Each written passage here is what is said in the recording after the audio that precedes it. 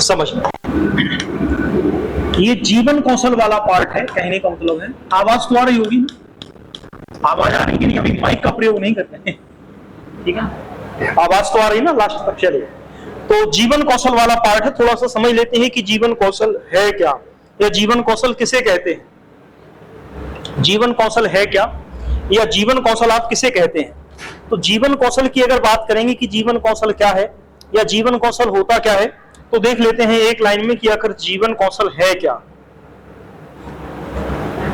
नाम अगर पढ़ो जीवन कौशल, तो कौशल का मतलब क्या होता है? एक व्यक्ति का हुनर या एक व्यक्ति की कला।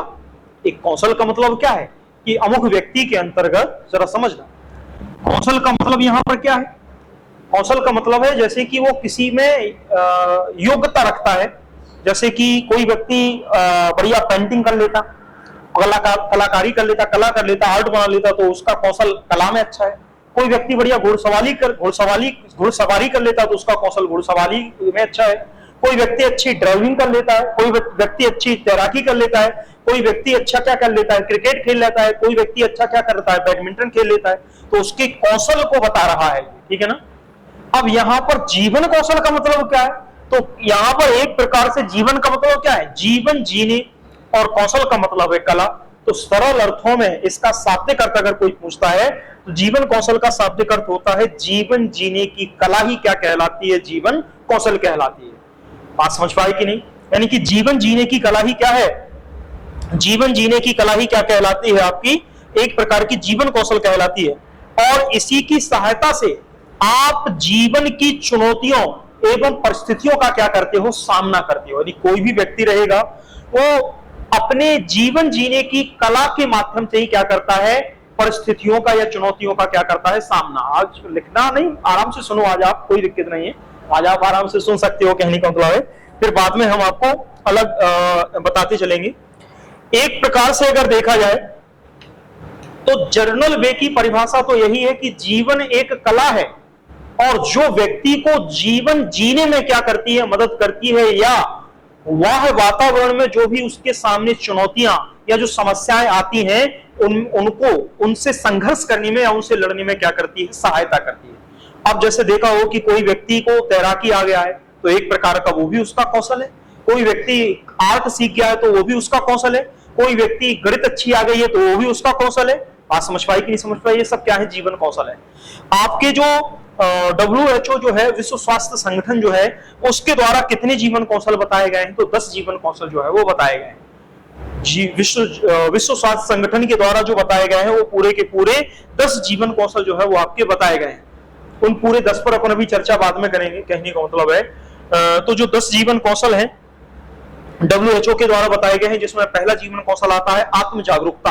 यानी कि व्यक्ति को क्या होना चाहिए? खुद में आत्म जागरूक होना चाहिए। भाई किसी भी प्रकार के कार्यों को करने के लिए सबसे पहले है कि व्यक्ति क्या हो? स्वयं में अपने आप में क्या रहे? आत्म जागरूक रहे।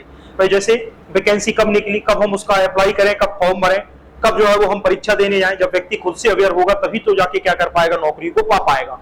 तो सबसे पहला जो जीवन कौशल है WHO के द्वारा बताया गया है, आत्म जागरूकता।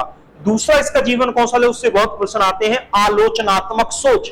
यानी कि व्यक्ति में किस प्रकार का कौशल होना चाहिए? तो आलोचनात्मक सोच होनी चाहिए। आलोचनात्मक सोच का मतलब यह कतई नहीं है कि हमें सामने वाले की सिर्फ निंदा करना है। आलोचना का मतलब निंदा करना नहीं लेना है आपको। आलोचनात्मक सोच का मतलब है कि किसी भी विषय वस्तु पर हम पॉजिटिव और निगेटिव दोनों बिंदुओं पर क्या करें? बात करें। जैसे अगर थिएटर में कोई मूवी लगी है, मूवी देख कर आए, तो कैमरा वाले आपके वहां पर कैमरा लगा दे, वो कहेंगे बताओ भाई साहब फिल्म में क्या क्या खूबियां थी और फिल्म में क्या क्या खराबी थी। तो आप उस फिल्म की दोनों गुण बताओगे, अच्छाई भी बताओगे, उसकी खराबी भी बताओगे। इसमें ये अच्छा था, इसमें ये बुरा था, गाने अच्छे थे, कहानी अच्छी थी, पर पूरी और बकाया मूवी ने क्या किया है? बोर किया है। कलाकारों ने अच्छा प्रदर्शन नहीं किया, एकाध कलाकार ने फिल्म को ढोया है। कहने का मतलब है आप उसी फिल्म के गुण और दोष की चर्चा कर रहे हो। तो उन गुण दोष की चर्चा करना क्या कहलाता है? आलोचनात्मक सोच कहलाता है। तो दूसरा जीवन कौशल क्या कहलाता है? आलोचनात्मक सोच कहलाता है। फिर इसके बाद आता है आपका तीसरा जो आत्म जीवन कौशल है, सृजनात्मक सोच या सृजनशील सोच। यानी कि बच्चे के अंदर नवीन नवीन विचार उत्पन्न हो रहे हैं कि नहीं हो रहे हैं। नवीन किसी प्रकार की समस्याओं के समाधान के लिए बच्चा उस हल तक पहुंच पा रहा अथवा नहीं पहुंच पा रहा। तो तीसरा जो जीवन कौशल आता है वो आपका क्या आता है, सृजनशील सोच आती है। फिर इसके बाद जो चौथा जीवन कौशल है, अंतरवैयक्तिक संबंध। अंतरवैयक्तिक संबंध का मतलब क्या है, आपके मित्र के साथ कैसे संबंध है, आपके पड़ोसी के साथ कैसे संबंध है, आपके समाज के साथ कैसे संबंध है, वो अंतरवैयक्तिक संबंध आते हैं। यानी आपके आपस में परिवार के साथ क्या संबंध है, माता पिता के साथ किस प्रकार के संबंध है, दादा दादी के साथ किस प्रकार के संबंध है, वो आपके किसके अंतर्गत आते हैं, अंतरवैयक्तिक संबंध के अंतर्गत जो है वो आपके आते हैं। फिर इसके बाद जो आता है निर्णय लेने की क्षमता, आप में एट द टाइम निर्णय लेने की क्षमता है अथवा नहीं। भाई जैसे अभी पेपर यूपी टेट का हल करने गए, पता चला साइकोलॉजी में एक ही विकल्प सीसीसी ही सही हो रहा है और 25 के 25 क्वेश्चन सीसीसी सही हो रहे हैं। अरे यार हमने गलत लगा दिया, इसका आंसर तो बी होना चाहिए। यानी कि आप निर्णय लेने में क्या हो गए, संकोच कर गए। ठीक है ना, मतलब ये समझो कि मैं मतलब पेपर देख के हमें खुद हंसी आई कि मतलब पेपर बनाने वाले को इतना सोचना चाहिए था। एआई से पेपर बना दिया, एआई क्या पेपर बनाए, समस्या तो यही है। हम एआई से आपको सवाल कराते थे, उन्होंने एआई से पेपर बनवा दिया। ठीक है ना, तो क्या ही कहें सर एआई से। एआई में ऐसे ऑप्शन थे सर कि आप देख के छांट के अलग कर सकते कि 3 आंसर तो एकदम अलग है, चौथा ही सही है, सीधा सीधा है। अब उसमें भी एक ऑप्शन सीसी आ रहा है, बोले यार पूरा सी आ रहा था, हमने कहा ये तो सी हो ही नहीं सकता, हम ही गलत है, तो उन्होंने उसका बी टिक कर दिया, बोले इसका बी लगा दो। अच्छा ठीक है ना, ऐसे गलत करके चले आए लोग। तो कोई बात नहीं सर, चलिए। तो एक है निर्णय लेने की क्षमता, ठीक है ना। फिर इसके बाद आता है इसी में जीवन कौशल में आत्म अनुभूति। और आत्म अनुभूति का अगर हम कहें तो सबसे बढ़िया शब्द होता है इसके लिए, 2 शब्द आते हैं। एक होता है सहानुभूति, ध्यान करो, एक होता है सहानुभूति और एक होता है समानुभूति। एक होता है समानुभूति। तो कौन सा शब्द आप अच्छा मानोगे, सहानुभूति या समानुभूति? तो आप जो शब्द मानोगे समानुभूति अच्छा मानोगे, सहानुभूति आप शब्द अच्छा नहीं मानोगे। रीजन क्यों? क्योंकि जो सहानुभूति है इसका मतलब है कि दूसरे की, जैसे किसी व्यक्ति को कोई समस्या आई है, आप गए उसको तसल्ली दे आए और बस हम तसल्ली दे के निकल आए, कहने का मतलब है ये सहानुभूति, इसको सिंपैथी कहा जाता है, कहने का मतलब है। लेकिन समानुभूति का मतलब क्या है? ये है, समान का मतलब है जब आप अपने आप को उसकी परिस्थिति में रखकर सोचो कि अगर उसकी जगह पर हम होते तो हम क्या करते। ये क्या कहलाता है, समानुभूति। जैसे कि एक शिक्षक को एक बच्चे के साथ सहानुभूति नहीं रखनी चाहिए, समानुभूति रखनी चाहिए। कहो क्यों? अब तुम बच्चे को छोटा बड़ा पढ़ा रहे हो, एक ही दिन में पूरी वर्णमाला पढ़ा दी, कह चल याद करके सुना। अब एक दिन में बच्चा कैसे पूरी वर्णमाला याद करेगा? तुम अपने बचपन के दिन याद करो, अगर तुम छोटे होते तो तुम एक दिन में क्या वर्णमाला याद करके सुनाए थे गुरुजी को? जवाब है नहीं। तो बच्चे के साथ कैसी अनुभूति रखनी चाहिए? समानुभूति। यानी हम अपने आप को भी उसी कंडीशन में रखकर देखें कि क्या हम उसकी भांति कार्य कर सकते अथवा नहीं कर सकते। तो कैसा अच्छा माना गया है? समानुभूति को सहानुभूति की अपेक्षा अच्छा माना गया है। सुपर टेट में पूछा गया है, समानुभूति कहेगा, क्या कहेगा? दूसरे की जगह पर अपने आप को रखकर सोचना। ऑप्शन सहानुभूति, समानुभूति, आत्मानुभूति और चौथा ऑप्शन कुछ और। तो आपको टिक करना पड़ेगा कि क्या रहेगा, समानुभूति रहेगा। यानी कि दूसरे के स्थान पर या दूसरे की समस्या में अपने आप को रखकर सोचना, वो किसके अंतर्गत आता है? समानुभूति के अंतर्गत आता है। बात समझ पा रहे कि नहीं समझ पा रहे? चलिए, अब इसके बाद और भी है, तनाव से छुटकारा है, संतुलन है, समाधान है, वो छोड़ देते हैं। अब इनको आगे बाद में लेंगे, ये जीवन कौशल के टर्म है, ये थ्योरेटिकल पार्ट है, हम थ्योरेटिकल आपको समझाएंगे बाद में। अब थोड़ा सा आगे चलते हैं, कहने का मतलब है एक और परिभाषा यहां दी गई है मेयर्स के द्वारा, वो हम आपको बाद में बता देंगे। जो मेयर्स साहब है, मेयर्स साहब कहते हैं कि जीवन कौशल एक अनौपचारिक शिक्षा है। वो क्या कहते हैं? जीवन कौशल एक अनौपचारिक शिक्षा है जो स्कूल से बाहर वास्तविक जीवन में सीखी जाती है। अब देखना कैसे, देखना कैसे। एक बच्चा जो कभी स्कूल नहीं गया, एक बच्चा जो कभी स्कूल नहीं गया, या एक बच्चा जिसने कभी भी बीटेक डिग्री नहीं हासिल की, उसने कंप्यूटर साइंस में कोई डिग्री हासिल नहीं की, उसके बावजूद भी आप देखोगे कि बाहर मार्केट में वो बैठा हुआ व्यक्ति आपके फोन को सुधार रहा है, आपके लैपटॉप को सुधार रहा है। ये सब उसने कहां से सीखा? वो गया दूसरे व्यक्ति के साथ दुकान पर काम करने लगा, उसके काम करने के तरीके को देखते देखते उसने क्या कर लिया, वो गुण, वो हुनर अपने आप में क्या कर लिया, पैदा कर लिया। और वो क्या कर रहा है, उसी से अपना पूरा जीविकापार्जन का क्या कर रहा है, काम कर रहा है। आप बताओ, कहीं भी आप चले जाओ, किसी भी मार्केट में चले जाओ, आपको कुछ प्रोफेशनल मिलेंगे, कुछ अनप्रोफेशनल मिलेंगे। प्रोफेशनल जो डिग्री हासिल किए हुए हैं और वो बैठे हुए हैं उस काम को करने के लिए। जैसे आप मोबाइल खराब हो गया, भैया सर्विस सेंटर पर जाओ, सर्विस सेंटर वाले कहेंगे भैया ये सुधार नहीं सकता, इसका तो सीधा पार्ट चेंज होगा, हमारे पास एक ही ऑप्शन है। आप कहोगे भाड़ में जाने तो हम पार्ट का ही को चेंज कराएं, बाहर मार्केट में सुधरवा लेते हैं। अब बाहर मार्केट में वही काम जो कंपनी जो कर रही थी वो 2000 और 3000 में कर रही थी, बाहर मार्केट में वही काम 200 और 300 रुपए में हो गया। कहने का मतलब है जो बाहर व्यक्ति बैठे हुए हैं वो कोई कोर्स किए हुए नहीं है, उनके अंदर ये अपने आप में एक स्किल डेवलप हो गया। कैसे? लोगों के साथ काम करते हुए, व्यवहारिक रूप से वातावरण के साथ काम करते हुए। तो यहां पर जो मेयर साहब की परिभाषा है वो जीवन कौशल की सबसे अच्छी परिभाषा मानी जाती कि जीवन कौशल एक अनौपचारिक शिक्षा है जो कहां पर अर्जित की जाती है, स्कूल से बाहर वास्तविक जीवन के द्वारा क्या की जाती है, अर्जित या सीखी जाती है। यही आपका क्या कहलाएगा, जीवन कौशल कहलाएगा। बात समझ पाए कि नहीं? चलिए आगे चलते हैं, थोड़ा सा और समझते हैं अब जीवन कौशल को, और थोड़ा सा आप बाद में लेंगे जीवन कौशल। अब इसी में एक टॉपिक रहेगा, देखना टॉपिक के नाम तो कई है, हमने आपको सिलेबस में बताए भी थे। तो पहला जो टॉपिक रहेगा वो आपका जीवन कौशल का पूरा टॉपिक रहेगा, उसमें पूरा आपको पढ़ाएंगे, ये तो हम समरी टाइप के भी बता रहे हैं।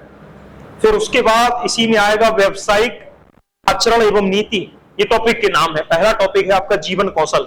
जीवन कौशल जो टॉपिक है 10 नंबर का, उसमें पहला ही टॉपिक है जीवन कौशल, और दूसरा टॉपिक है आपका व्यावसायिक शिक्षा, व्यावसायिक आचरण एवं नीति। यानी कि अगर आप व्यवसाय भी कर रहे हो तो ये नहीं कि अपने देश के ही साथ देश को ही बेच डालो, कहने का मतलब उनका ये है।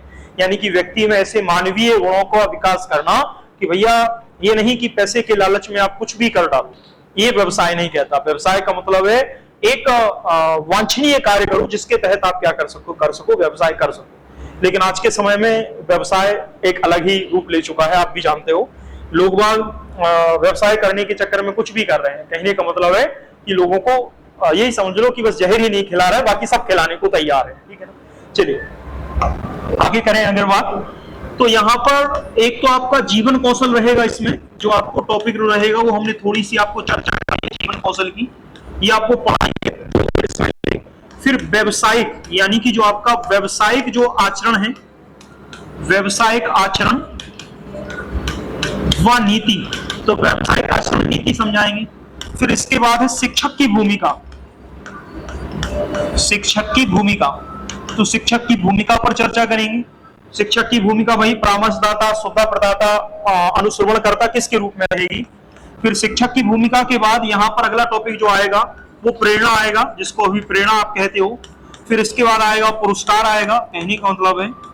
फिर इसके बाद दंड आएगा, कहने का मतलब है ये कुछ पुरस्कार हैं। और लास्ट में आता है मानवीय मूल, मानवीय मूल या सिद्धांत। तो ये इतने केवल टॉपिक हिंदी के 1 2 3 4 5 6 7 ही टॉपिक है उसमें। लेकिन 7 टॉपिक कहने का मतलब है 7 दूनी 14, 7 21 दिन मान के चलो कंप्लीट करने में लगेगा। यानी कि हर टॉपिक में 3 से 4 दिन, 3 से 4 दिन तो ले ही जाएगा। एक आध टॉपिक और होगा, हो सकता हमारे दिमाग से अगर मिस हो रहा हो, वैसे अधिकतर यही टॉपिक है, हमें जो याद है वो तो यही टॉपिक है, फिर भी देख ले रहे हैं, ऐसा तो नहीं कोई टॉपिक हमसे मिस हो रहा है, अधिकतर शायद यही टॉपिक है, ठीक है ना। 1 मिनट हम देख ले रहे हैं।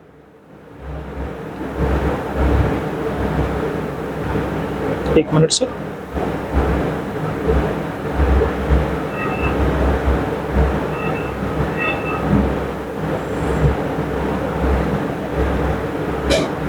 यही टॉपिक है ना सर, यही टॉपिक है, ठीक है ना। दंड पुरस्कार है, मानवीय संवैधानिक मूल है, शिक्षक की भूमिका है, और प्रेरणा व्यावसायिक आचरण नीति, यही है, सारे यही हैं सर। इससे ज्यादा टॉपिक नहीं है आपके शिक्षण जीवन कौशल में। अब जीवन कौशल में पढ़ाने के लिए हम एक टॉपिक उठा लेते हैं, पुरस्कार। तुम्हें आज थोड़ा सा बता देते हैं कि पुरस्कार में क्या कैसा रहेगा, ठीक है ना। समझ देखो, यहाँ पर पहला टॉपिक लेते हैं पुरस्कार। अभी फिर से जीवन कौशल पढ़ाएंगे, इसका पूरा नाम यही है, जीवन कौशल में पुरस्कार एवं दंड के नाम से चलता है, ठीक है ना। पुरस्कार एवं दंड के नाम से चलता है। तो हम पुरस्कार की चर्चा करेंगे कि आखिर किस प्रकार का पुरस्कार रहे। तो एक परिभाषा लेते हैं पहले, और उसी परिभाषा को समझ लेते हैं हरलॉक महोदया के अनुसार। जो हरलॉक महोदया हैं, इनके अनुसार क्या परिभाषा रहेगी पुरस्कार की, तो हम लिख लेते हैं, आप भले ही मत लिखें, आप सुनिए। ये कहते हैं कि पुरस्कार जो रहेगा वांछित कार्य के साथ वांछित कार्य के साथ सुखद सहचर्य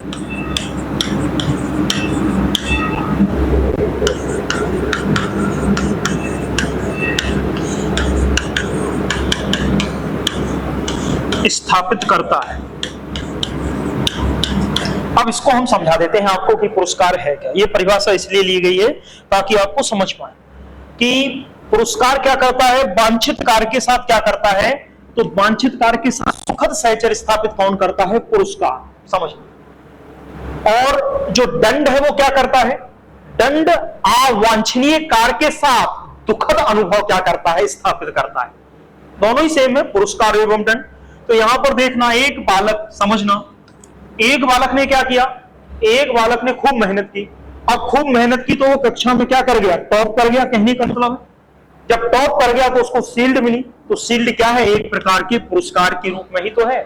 तो उसने क्या किया है, उसको जो समाज में वांछनीय कार्य है, वांछनीय कार्य का मतलब क्या है, तो अधिगम के माध्यम से हमने आपको कई बार समझाया है कि वांछनीय कार्य क्या होते, वांछनीय कार्य वो हैं जिनको समाज के द्वारा क्या दी गई है, मान्यता दी गई है।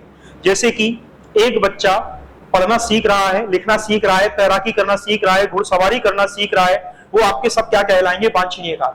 लेकिन किसी का गला काटना हो वो वांछनीय कार्य नहीं है। किसी को बंदूक चलाना आतंकवादी कैंपों में वो वांछनीय कार्य नहीं है। लेकिन अगर सेना में भर्ती होने के लिए कोई बंदूक सीख रहा है तो वो वांछनीय कार्य के अंतर्गत आएगा। तो अवांछनीय कार्यों को क्या किया गया है, शामिल नहीं किया गया है। एक बालक क्या करता है, बढ़िया मेहनत करता है, वो टॉप स्थान प्राप्त करता है, उसको हम एक शील्ड देते हैं। तो शील्ड क्या है, बार बार जब भी उस शील्ड को देखेगा तो वो शील्ड इसलिए उसको दी गई है, उसके द्वारा जो वांछनीय कार्य किया गया था, उस वांछनीय कार्य के साथ उसका सुखद सहचर्य क्या किया है, इसने स्थापित किया है। जैसे जरूरी नहीं कि आप उसको एक शील्ड ही दो। एक बच्चा है, बच्चे ने किसी प्रश्न का जवाब ही कक्षा में दे दिया। जैसे कई बच्चे कक्षा में बैठे हुए थे, उस टीचर के द्वारा बच्चों से प्रश्न पूछे गए, एक बच्चे ने प्रश्न का जवाब दे दिया, आपने क्या कर दिया, पूरी कक्षा से कहा तालियां बजा दो। तो पूरी कक्षा ने उस बच्चे के लिए ताली बजा दी। ये ताली ही उसके लिए क्या करेगा, पुरस्कार का काम करेगा। और बार बार चूंकि उसके द्वारा जो उत्तर दिया गया, जो सीखने के लिए दिया गया था, उसको उसने अच्छे तरीके से सीख लिया है, तो ये उसका वांछनीय कार्य है। और उसके साथ जो पुरस्कार है वो क्या कर रहा है, सुखद अनुभव क्या कर रहा है, सहचर्य स्थापित कर रहा है। जबकि दंड क्या करेगा, एक बच्चा अगर गृह कार्य करके नहीं आया है, होमवर्क करके नहीं आया है, गंदी राइटिंग में लिख के आया है, हम उसको दंड दे देते हैं, हम कक्षा से बाहर निकाल देते हैं, हम उसको 4 उठा बैठक लगा देते हैं। कहने का मतलब है हम उसको दंड के रूप में कुछ ना कुछ जो चीजें देते हैं।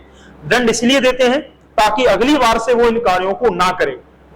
अगर कोई शोर शराबा भी कर रहा है तो उसके लिए भी हम बच्चे को दंड देते हैं। और दंड इसलिए दिया जाता है ताकि बच्चा क्या करने लगे, अवांछनीय कार्य को छोड़कर वांछनीय कार्य को क्या करने लगे, ठीक है ना सर।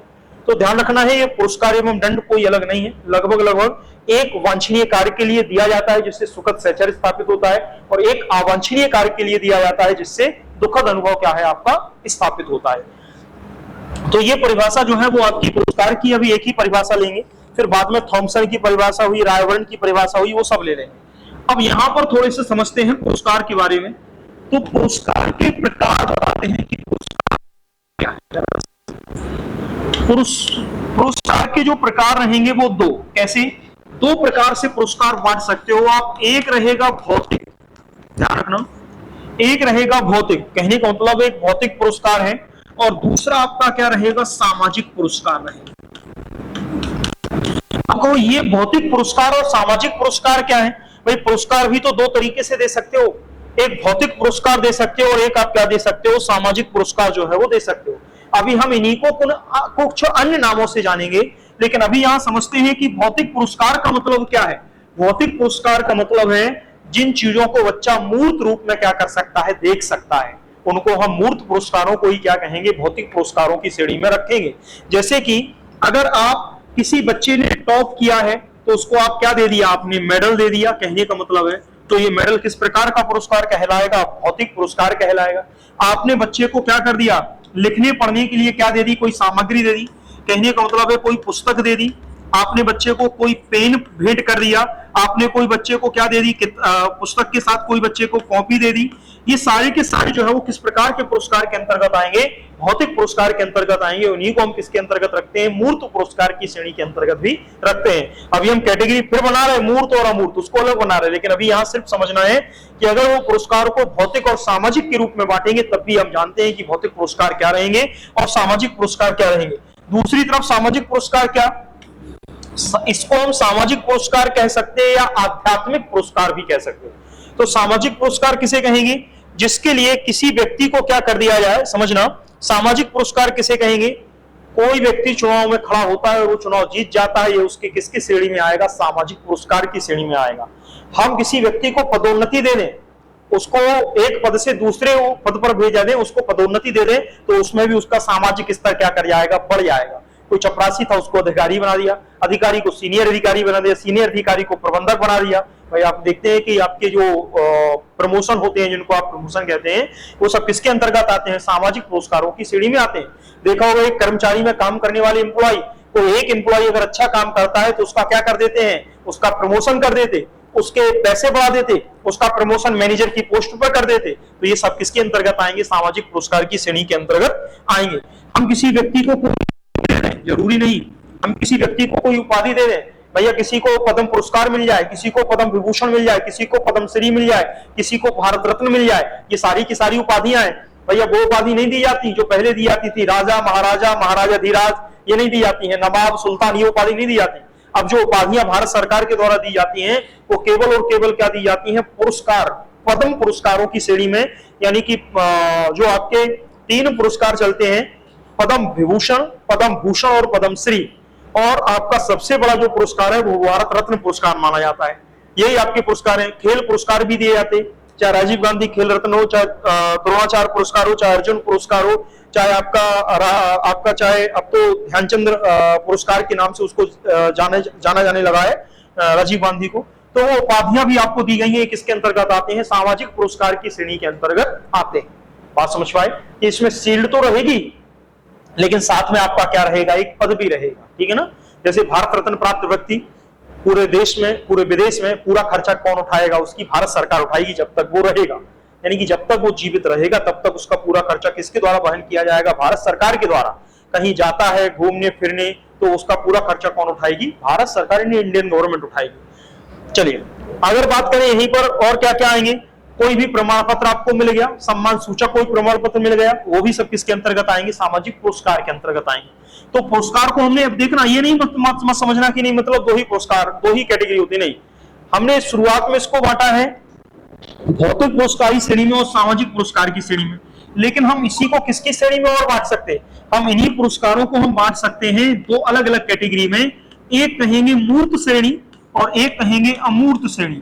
ये ज्यादा पेपर में आया है, ये 2 ज्यादा पेपर में आए हैं कि जो पुरस्कार हैं उन पुरस्कारों को हम किस श्रेणी में बांट सकते हैं, तो 2 श्रेणी में बांट सकते हैं, एक अमूर्त पुरस्कार और एक मूर्त पुरस्कार की श्रेणी में बांट सकते हैं। पेपर में ये तय है कि पुरस्कार से अगर प्रश्न बनेगा तो यहां से बनने के चांस ज्यादा है और बन भी चुके हैं कि बताइए निम्नलिखित में से कौन सा मूर्त पुरस्कार है या कौन सा जो है वो अमूर्त पुरस्कार है। अब किसको आप मूर्त पुरस्कार कहेंगे, किसको अमूर्त पुरस्कार कहेंगे, तो देखना, अगर किसी व्यक्ति के द्वारा, देखना आपको उसको इसमें मत प्रवेश कराना, उसको इसमें मत प्रवेश कराना, नहीं सोचो इसको हम इसमें प्रवेश करा देने, ये अलग है और ये अलग है। शुरुआती जो वर्गीकरण दिया गया वो मनोवैज्ञानिकों के द्वारा ये दिया गया। अब उसके बाद फिर और मनोवैज्ञानिक आए, उन्होंने अच्छे तरीके से विस्तृत अध्ययन करने के लिए और अधिक सरल रूप बताने के लिए पुरस्कारों की 2 श्रेणियां बांट दी, मूर्त और अमूर्त। तो आपसे जिस आधार पर प्रश्न पूछे, अगर विकल्प में वो भौतिक सामाजिक कहे तो आप उस स्तर पर रहोगे, लेकिन अगर मूर्त और अमूर्त कहे तो आप उसको अलग स्तर पर लेके जाएंगे। जैसे कि कोई प्रमाण पत्र, यानी कि जो आपका प्रमाण पत्र रहेगा वो किसकी श्रेणी के अंतर्गत आएगा, वो आपका मूर्त पुरस्कार की श्रेणी के अंतर्गत आएगा। जैसे कक्षा 5 कक्षा में कोई बालक पढ़ रहा है, कक्षा 5 पढ़ने के बाद जब वह कक्षा 5 पास करेगा तो उसको एक सर्टिफिकेट जरूर दिया जाएगा, प्रमाण पत्र, कि भैया आप कक्षा 5 क्या कर चुके हो, पास कर चुके हो। जैसे आपने देखा हो, हम लोग हाई स्कूल करते हैं, अंक पत्र सह प्रमाण पत्र आता है, इंटर करते हैं अंक पत्र सह प्रमाण पत्र आता है, बीएससी या बीए या जो भी आप ग्रेजुएशन डिग्री करते हो उसकी आपको एक डिग्री मिलती है, एक उपाधि मिलती है, ध्यान करो।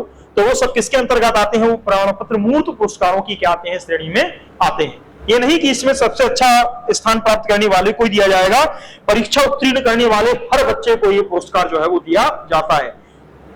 लड्डू तो दिए ही जाते लेकिन साथ में प्रमाण पत्र अवश्य दिया जाता है, ठीक है ना, वहां पर। और अब ध्यान करो कि पहले फेल कर दिया जाता था, अब फेल का कोई सिस्टम नहीं है।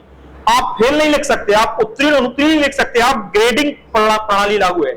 आप ग्रेड दे दो, A1 B1 C1 C2, ये आप ग्रेड दे दो, ताकि उसको ये भी नहीं लगेगा कि हम फेल हुए हैं, हम भी कुछ ग्रेड पाए हैं, भले ही हम D1 पाए हो, कहने का मतलब है, ठीक है ना। तो यहाँ पर प्रमाण पत्र दिए जाएंगे, हर उत्तीर्ण छात्र को ये क्या कर दिया जाएगा? पुरस्कार जो है वो प्राप्त होगा, ये प्रमाण पत्र प्राप्त होगा। अगर कोई कहे प्रगति पत्र, तो प्रगति पत्र भी इसकी श्रेणी के अंतर्गत आएगा, यानी कि जो प्रगति पत्र रहेगा वो भी इसी में आएगा। इसमें मासिक रिपोर्ट कार्ड रहेगा बच्चे का, छमाही आधार पर रिपोर्ट कार्ड तैयार किया जाएगा, वार्षिक आधार पर रिपोर्ट कार्ड तैयार किया जाएगा, वो पूरा का पूरा किसके अंतर्गत रहेगा? प्रगति पत्र के अंतर्गत रहेगा। फिर इसके बाद अगर कोई कहे छात्रवृत्ति, तो छात्रवृत्ति भी किसके अंतर्गत आएगी? तो जो छात्रवृत्ति है वो भी मूर्त पुरस्कार की श्रेणी में है, यानी कि इसको बच्चा देख सकता है, कहने का मतलब मूर्त का मतलब जो सामने हमको आंखों से दिखाई दे रही हो, ठीक है ना। तो ये आपका प्रमाण पत्र हुआ, प्रगति पत्र हुआ, छात्रवृत्ति हुआ, ये सब किसके अंतर्गत आते हैं? ये सारे के सारे जो है वो मूर्त पुरस्कारों की क्या आते हैं? श्रेणी में आते हैं। लेकिन अगर कोई कहे कोई अन्य वस्तुएं, जैसे आपने किताब दे दी, आपने पेन दे दिया, आपने पेंसिल दे दी, आपने टॉफी दे दी, तो ये सब किसके अंतर्गत आता है? ये भी मूर्त पुरस्कार के अंतर्गत आता है, यानी कि अन्य वस्तुएं भी रहेंगी, वो किसके अंतर्गत रहेंगी? मूर्त पुरस्कारों की श्रेणी के अंतर्गत जो है वो आपकी आएंगी। और अगर कोई कहे कोई आपने सम्मानित पद दे दिया, कहने का मतलब है यहाँ पर अगर आपने क्या दे दिया है? कोई सम्मानित पद, बताते हैं क्या रहेगा सम्मानित पद। सम्मानित पद का मतलब क्या? सम्मानित का मतलब है कक्षा का, देखते हो मॉनिटर बना दिया जाता था, कक्षा का कक्षा प्रमुख बना दिया जाता था, सेना में कैप्टन बना दिया जाता था, टीम का कैप्टन बना दिया जाता था। तो वो जो पद है वो सम्मानित पद है। जैसे भारतीय टीम का कप्तान कौन है, उप कप्तान कौन है, जिसको भी कप्तान बनाया जाएगा अगले दिन से देख लेना उसकी हेयर स्टाइल ही चेंज हो जाएगी, उसके चलने फिरने का तरीका ही बदल जाएगा, ठीक है ना, क्योंकि बार बार कैमरा उसी पर जाएगा कि भारतीय कप्तान कौन है, ठीक है ना। तो ये निश्चित सी बात है कि ये जो सम्मानित पद रहेगा, चाहे वो कैप्टन हो, चाहे वो आपका कक्षा प्रमुख हो, चाहे आपका उप कक्षा प्रमुख हो, कोई भी हो, तो ये आपके किसके अंतर्गत आएंगे? मूर्त पुरस्कारों की श्रेणी के अंतर्गत ही जो है वो आपके आएंगे। इसी में अगर कोई कहे किसी प्रकार का मेडल आ जाए, किसी प्रकार की सील आ जाए, किसी प्रकार का कप आ जाए, ये सारे के सारे जो है वो किसके अंतर्गत आएंगे? मूर्त पुरस्कारों की श्रेणी में आएंगे। चाहे वो मेडल हो, चाहे सील हो, चाहे कप हो, चाहे वो खेलकूद के दौरान मिले, चाहे किसी प्रतियोगिता के दौरान मिले, चाहे भाषण प्रतियोगिता के दौरान मिले, चाहे निबंध प्रतियोगिता के दौरान मिले, जो भी मेडल, सील या कप प्रदान किए जाएंगे वो सब किसके अंतर्गत आएंगे? मूर्त पुरस्कारों की श्रेणी के अंतर्गत जो है वो आपके आएंगे। बात समझ में आ रही होगी। देखो जो आता है पेपर में वो यहीं से आता है, यानी कि इन टॉपिकों को अभी अपन थोड़ा अंदर जाएंगे। अभी अपन क्या ले रहे हैं? शॉर्ट टू द पॉइंट अपन समझा रहे हैं कि ये आपको समझने हैं। फिर इसके बाद अगर कोई कहे अमूर्त पुरस्कार क्या है? अब अमूर्त पुरस्कार किसको माना गया है? आपके लगने से नहीं होना चाहिए कि भैया हमको तो नहीं लग रहा है, आपके लगने से नहीं। देखना, अगर किसी आप प्रशंसा कर देते हो, ये प्रशंसा किसके अंतर्गत आता है? मनोवैज्ञानिकों के अनुसार ये अमूर्त पुरस्कार की श्रेणी में आता है। यहाँ पर बच्चे को आपने कुछ दिया नहीं है, यहाँ पर क्या दे रहे हो? मेडल, शील्ड, कप दे रहे हो, कोई सम्मानित पद दे रहे हो, छात्रवृत्ति दे रहे हो, प्रगति पत्र दे रहे हो, प्रमाण पत्र दे रहे हो। लेकिन अगर यहां पर अगर कहा जाए प्रशंसा, हम एक बच्चे की प्रशंसा कर दें, तो सिर्फ और सिर्फ उसमें क्या है? उसको फील होगी कि हमारी प्रशंसा अध्यापक ने की है, लेकिन उसको मिलेगा कुछ नहीं। तो यहां पर इसको किसके अंतर्गत रखेंगे? अमूर्त पुरस्कार के अंतर्गत हम रखेंगे। तो प्रशंसा हुआ, ये अमूर्त पुरस्कार के अंतर्गत आएगा। जरूरी नहीं, खेल कूद के लिए, अनुशासन के लिए, कक्षा में अच्छा स्थान पाने के लिए, कक्षा में प्रश्न का जवाब देने के लिए अगर हम बच्चे की प्रशंसा कर देते हैं तो वो किसके अंतर्गत आता है? अमूर्त पुरस्कार की श्रेणी के अंतर्गत आता है। अभी आपसे अगर बाद में यह भी पूछा जाए कि किस पुरस्कार को अच्छा माना गया है, अमूर्त पुरस्कार या मूर्त पुरस्कार, तो आप कहेंगे अमूर्त पुरस्कारों को अच्छा माना गया है। मूर्त पुरस्कार बच्चे को लालच को बढ़ावा देते हैं, जबकि अमूर्त पुरस्कार का मतलब है कि इसमें किसी भी प्रकार के लालच की संभावना नहीं रहेगी। बच्चा प्रशंसा पाने के लिए क्या कर रहा है? यहाँ पढ़ रहा है, तो प्रशंसा पाने के लिए यानी कि अमूर्त पुरस्कारों को मूर्त पुरस्कारों की अपेक्षा अच्छा माना गया है। लेकिन ध्यान रखना, जब अभिप्रेरणा पढ़ने जाओगे, आंतरिक अभिप्रेरणा और बाह्य अभिप्रेरणा आएगी, तो उसको इसमें फिर हौस पौस नहीं करना। वहां पर जो प्रशंसा है वो किसके अंतर्गत आता है? बाह्य पुरस्कार के अंतर्गत आता है। याद करो, आंतरिक प्रेरणा के अंतर्गत नहीं आता है। यानी कि जो आपकी प्रशंसा रहेगी ये बाह्य अभिप्रेरणा के अंतर्गत आता है। कोई व्यक्ति गुरुजी की प्रशंसा पाने के लिए पढ़ रहा है, वो किस रूप से अभिप्रेरित होगा? वो बाह्य रूप से अभिप्रेरित होगा। लेकिन बच्चा विषय वस्तु पर पकड़ बनाने के लिए, अपनी खुशी के लिए पढ़े, तो वो बच्चा आंतरिक रूप से क्या होगा? अभिप्रेरित होगा। आंतरिक रूप से अभिप्रेरित की तो केवल एक ही कंडीशन होगी सर, और एक कंडीशन क्या है? जब बच्चा खुद की खुशी के लिए पढ़े या विषय वस्तु में महारत हासिल करने के लिए पढ़े या योग्यता या दक्षता हासिल करने के लिए पढ़े, तो वो आपका क्या माना जाएगा? बच्चा आंतरिक रूप से अभिप्रेरित होगा। लेकिन बच्चा प्रशंसा पाने के लिए पढ़े, नंबर लाने के लिए पढ़े, किसी भी प्रकार का पुरस्कार या शील्ड या मेडल लाने के लिए पढ़े, तो वह किस रूप से प्रेरित होगा? बाह्य रूप से प्रेरित होगा। ये आपका अभिप्रेरणा टॉपिक इसमें है और दोनों ही सेम है। अभिप्रेरणा प्रेरणा पहले हम पढ़ाएंगे, फिर पुरस्कार और दंड पढ़ाएंगे। तो हम 20 से पुरस्कार आपको पढ़ा रहे हैं, क्योंकि ये टॉपिक आपने बिल्कुल भी पढ़ा नहीं है, इसलिए। फिर इसके बाद है छात्र के प्रति कृपा दृष्टि। देखना, छात्र के प्रति कृपा दृष्टि, आपको ये कैसे आपकी अमूर्त, एक कैसे आपकी अमूर्त पुरस्कार है? छात्र के प्रति कृपा दृष्टि कैसे आपका अमूर्त पुरस्कार होगा? अब ये बताओ, हमें बताइए, बोलिए। अरे आपने अपने जीवन में अनुभव किया होगा इस बात को। कैसे? एक इस क्लास में कुछ स्टूडेंट जो होशियार है और कुछ स्टूडेंट तो सामान्य स्तर के रहेंगे, कुछ तो मंद होंगे ही होंगे, क्योंकि व्यक्तिगत विभिन्नता ऐसी है। अब देखना जरा, बिल्कुल एकदम उदाहरण आप देखना अपने जीवन से अगर जोड़ के देखोगे। एक मंद बुद्धि का छात्र गुरुजी के पास जाता है, गुरुजी हमको बाथरूम जाना है, और बहुत कस के लगी है, छोड़ दो हमें। चुप ना लगे, पढ़ता लिखता नहीं है, लगी बाथरूम बहाने बनाने आ गया। वहीं एक होशियार छात्र आ जाए, सर जी हमको बाथरूम जाना है, भले ही वो बाथरूम उसको ना आई हो, फिर भी केवल टाइम पास करने लगा, हाँ बेटा चले जाओ। यानी कहने का मतलब, जो बच्चे पढ़ने में होशियार होते हैं, जो योग्य होते हैं, जो आपके प्रतिभाशाली होते हैं, कहने का मतलब है उन छात्रों के प्रति गुरुजी की कृपा दृष्टि हमेशा बनी रहती है, उनके प्रति लचीलापन रहता है। बात समझ पाई कि नहीं? और जो बच्चे पढ़ने में थोड़ा कमजोर होते हैं, उनके प्रति कृपा दृष्टि नहीं रहेगी, उनके प्रति तो एकदम सख्त अनुशासन नियम होगा, जैसे कि आर्मी का रूल चलता है वैसा। बात समझ पाई कि नहीं? तो छात्र के प्रति कृपा दृष्टि, तो ध्यान रखना, छात्र के प्रति कृपा दृष्टि भी अगर कोई दर्शा रहा है, तो ये उसको मिलने वाला कोई पुरस्कार नहीं है, नगद पुरस्कार नहीं है, कहने का मतलब मूर्त नहीं है, ये अमूर्त पुरस्कार है। उसकी योग्यता की वजह से गुरुजी ने उसको क्या कर दिया? जाने दिया। ठीक है ना? चलिए एक और लिख लें। अगर हम कहें इसी में अमूर्त पुरस्कार के अंतर्गत, देखना, अमूर्त पुरस्कार के अंतर्गत बच्चे की पीठ को थपथपा देना, बच्चे की पीठ को थपथपा देना। तो बच्चे की पीठ को थपथपाना भी तो क्या है? यहां पर क्या बच्चे को कुछ मिला है? नहीं, हमने केवल उसने जवाब दिया, हमने उसकी पीठ थपथपा दी, बहुत बढ़िया बेटा। यानी कहने का मतलब है ये भी तो एक प्रकार की क्या है? प्रशंसा है। और जरूरी नहीं कि पीठ थपथपाओ। एक बच्चा देखा होगा आपने सवाल लिखा, बच्चे ने उसका उत्तर दिया, आपने मुस्कुरा के ही उसका क्या दे दिया? जवाब दे दिया। कहने का मतलब है यह भी तो एक प्रकार की क्या है? प्रशंसा है। तो कहने का मतलब है ये किसके अंतर्गत आते हैं? ये सारे के सारे जो है वो अमूर्त पुरस्कार की श्रेणी के अंतर्गत आते हैं। लेकिन जो दिखाई दें, सम्मानित पद हो, मेडल हो, शील्ड हो, छात्रवृत्ति हो, प्रगति पत्र हो, प्रमाण पत्र हो, ये सब किसके अंतर्गत आता है आपका? तो ये पूरा का पूरा मूर्त पुरस्कार की श्रेणी में आएगा। बात समझ पाई कि नहीं? मतलब इससे रिलेट करके अगर कोई प्रश्न पूछता है तो आप बड़े आराम से क्या कर सकते हैं? इनको कर लेते हैं, इनको कर लेंगे। ठीक है ना? अब कोई कहे बच्चों पर किसका अधिक प्रभाव पड़ता है? अगर आपसे पूछे बच्चों पर अधिक प्रभाव किसका पड़ता है, मूर्त पुरस्कारों का कि अमूर्त का? जरा सोच के बताइए कि मूर्त का पड़ेगा कि अमूर्त का।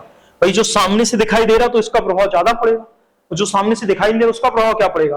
पर साइकोलॉजी उल्टी ही होती है, अमूर्त का प्रभाव ज्यादा पड़ेगा, क्योंकि इसमें जो है वो आपका लालच है और हमें बच्चे को लालच में बढ़ावा नहीं देना है। हमें बच्चे की अगर हम प्रशंसा कर रहे हैं तो एक कोई नॉर्मल रूप से अगर उसको प्रमाण पत्र मिल रहा है, उसकी जगह पर अगर आप प्रशंसा कर देते हो तो उसका बच्चे पर क्या पड़ेगा? अधिक प्रभाव पड़ेगा।